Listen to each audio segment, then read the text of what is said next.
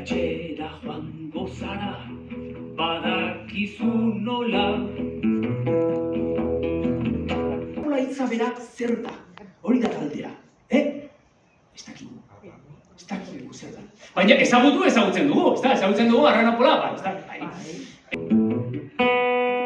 Piztuta, argituta, emanez farola.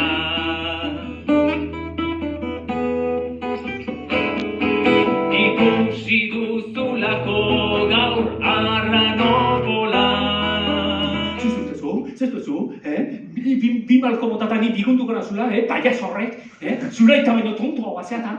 Eta ez da gizu zeatik, konversazio horretan, zure amak aita aipatzen dut, aita ateatzen da hor. Eske zure aita baitela tontoa, tontoa, aldrebesa, eske ematen du munduko aldrebes guztiak nire ondora etorri direla.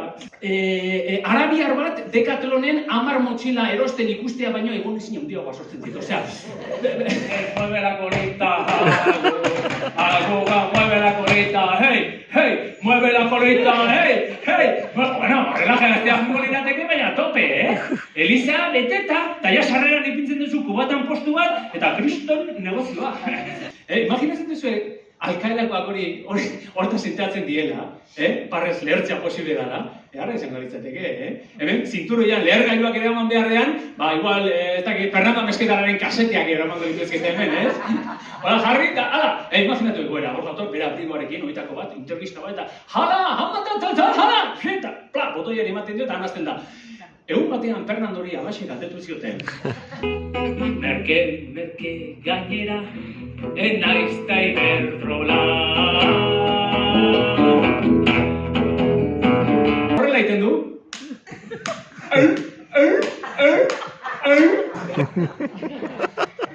Urdai azpikoa ondua baldin bada, jamon kurado esaten dana, lehenago ze gaixotasun zauken? Naranja zuma konzentratu hartzerakoan, erori egiten baldin bazaizu, despistatu egiten da, konzentratuta zaitzen du. Pedro, soltau neide, cabron! Nik ere aldei nahiek! Pedro! Era, G puntua aitortu behar dizuet, G puntua nire lagun baten aitak aurkitu zuela. Bai, alaxe da. Egun batean, bere emazten gana juntzan, eta esan zion, Lastana, aurkitu du zure G puntua, eta esan da, bai, zure aizpak zauken.